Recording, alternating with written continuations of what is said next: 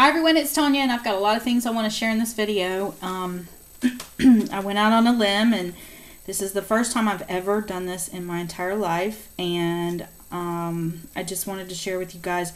I submitted for the design team for Graphic 45.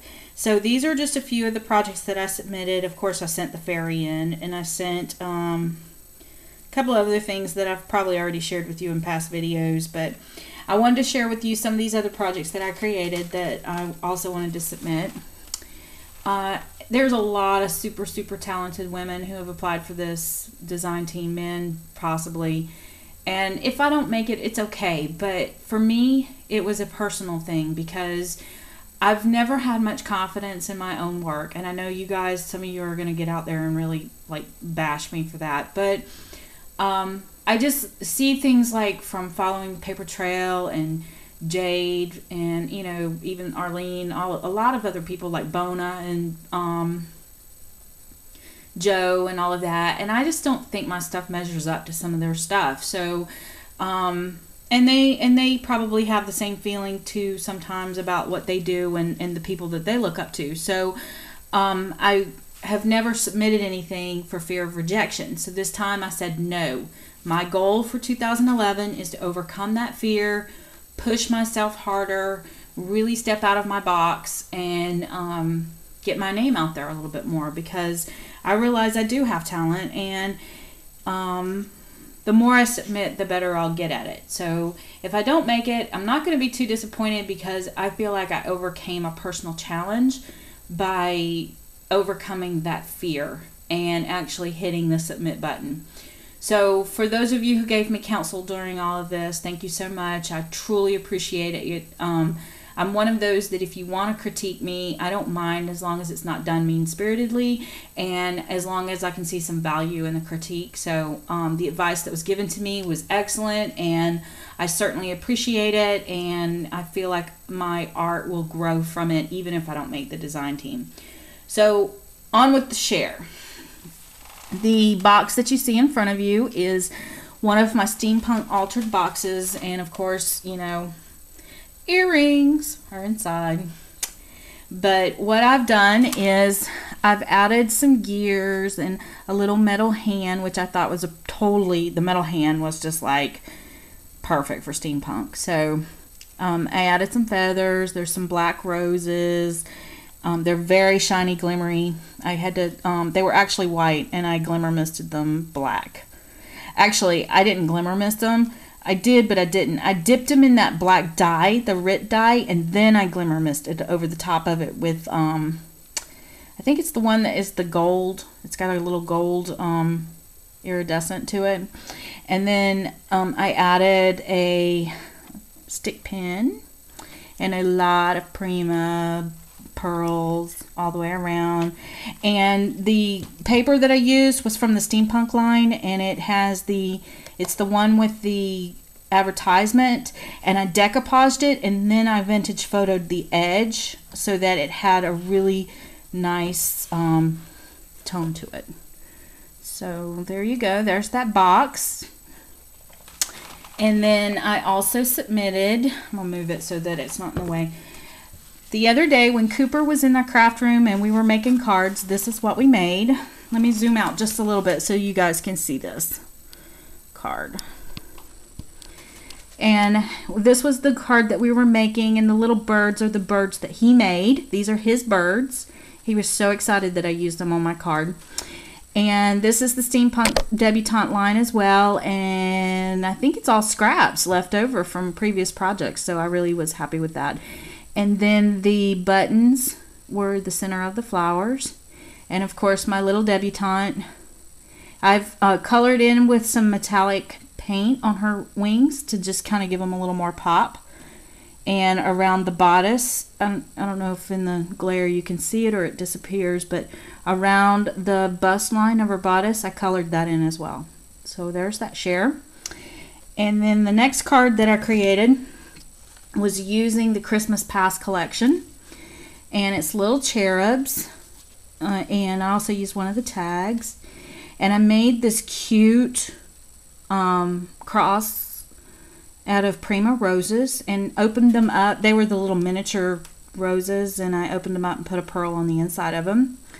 In the background, this is a piece of packaging, and what I did was cut it down to fit the card and then stamped it with some StazOn with some Christmas, like a little music staff thing. I don't know that it's Christmas, but then I hit the edges with the heat tool and I curled that acetate up.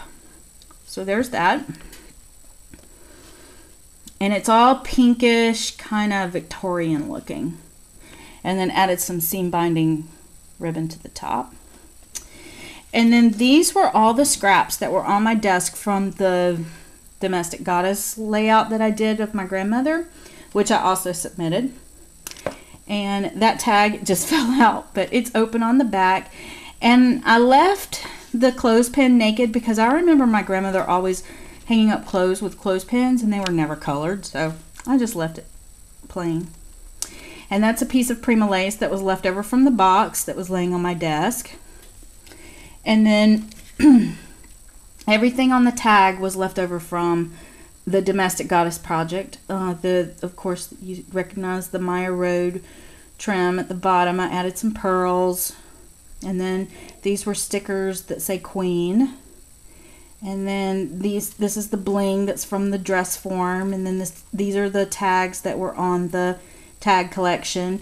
And then I don't know if you can really see it in the let me pull it up a little bit, but the paper that's down here at the bottom was left over from the background paper, and then this lace was on the thing too. And then in the background you can see some book pages and some pattern pieces that are back here, and those were all decoupaged on there also from the Domestic Goddess.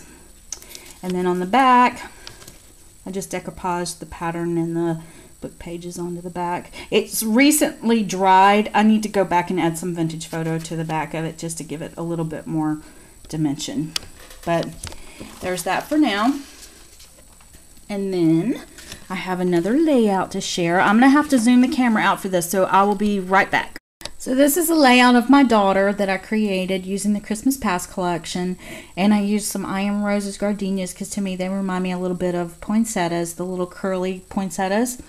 I used some Prima butterflies, and they're the ones from their, I think they're from the Christmas, I'm not sure, but they're the ones that are kind of waxy looking, leafy looking. They look like they're leaves, and I just think that little pop of red really brings out the red in her dress. That is my daughter, and she was a little over a year old. It's her second Christmas, and she was a ham. But a lot of the dimension, or a lot of the drama in this layout is in the way that the paper is folded. It's a very simple layout. There are not a lot of details here other than just the craftsmanship of the paper and the arrangement around the layout, or around the photograph. And then on the photograph itself, I took on the border punch from Martha Stewart and punched out the border around my daughter's picture, added some of the Prima bling around the edges, and then fussy cut out one of the cherubs and put it on here, and it says Joy to the World, Glad Tidings. So there's that layout, and I'll try and put some photographs in the slideshow if I have a chance. And then the next thing that I have is another layout. This is my grandfather, my great-grandfather, and it was the Proper Gentleman paper line, and it kind of goes with the picture that I had of my grandmother. But in this layout I have the Proper Gentleman paper line, which is back here in the background, and it's also being used right here. And these are the envelopes from the Staples collection, and I took this envelope and I cut it open and used the back side of the envelope here, and the front side is here, so it's like a faux pocket, and it has a tag here that I will go back and add the family tree on here to show the relationship of me with my grandfather, or my great-grandfather. And then the book page that's being used in the background is from Lincoln's Life, a story, and it talks in this particular page a lot about military and things, so I really kind of thought for the time that this photo was taken, it kind of suited the time. And then I used the back side of this tag is the timeless tag, so it has the definition of timeless. And I wrote his name, George Washington Gunner, which is his initials are here, and it's got and they're popped up on buttons. And then it also has his date of birth and his date of death. And then this was taken from the paper line. It's a proper vintage gentleman. And then this was also taken from the paper line, and I just cut it and kind of like curled it up a little bit. And then anchored it down with these big, heavy, military-looking buttons here on each side. And then I fussy cut around the card, stuck my grandfather's picture. I cut it out oval, and then distressed around the edges of it and tucked it into there so that you wouldn't see the guy that is in the paper collection. It kind of brought my grandfather forward. And I imagine if he grew up in this era, he may have had a car similar to that one, so I used it. And then I have some of the Tim Holtz film strip ribbon, and then the whole edge around this is really, you don't see it as much on the black backdrop, but it's really distressed and curled up, and it has a lot of dimension around the edges and a lot of distressing on the edges. So anyway, that's my share for today. I just want to tell you guys too, I have really enjoyed watching all of the comments come in. Unfortunately, life has been getting in the way lately, and I've been so overwhelmingly busy. I haven't been able to respond back to every single comment, and it's getting harder and harder because it just seems like I'm spending my entire day on YouTube, and I can't do that. I have other responsibilities. So please don't get offended if I don't respond right back. I try to answer questions if anyone has questions, but the general, oh, I love this comment, I'm not quite going back and answering.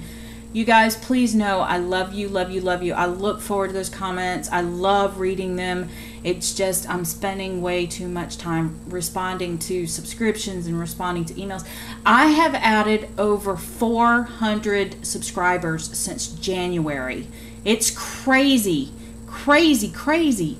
So anyway, I love it. I love all of you. I love all your comments. Please know that I'm reading them, and I'm getting them, and I'm loving them. And I will try my best to answer, but it's difficult sometimes. I'm getting really sick this time of year with sinus problems and things, and it's just taking all of my energy to do the things that I do on a daily basis. So keep them coming. I love them, and I certainly read every single one. So thank you guys. I have the best subbies in the world. Also, if I promised you anything during my giveaway, it's been mailed. There's 2 people I haven't mailed theirs yet. One lives in Canada, so if you're the one that lives in Canada, you know I haven't packed yours yet because when I got to the post office, they said I had to fill out a declarations page, so I have to unpack it, declare everything that's in it, and then repack it. So I promise I will get that out sometime this weekend. And then I promised a blessings book to one lady, and I promise it will be in the mail soon. So thank you guys. I love you, and I will talk to you later.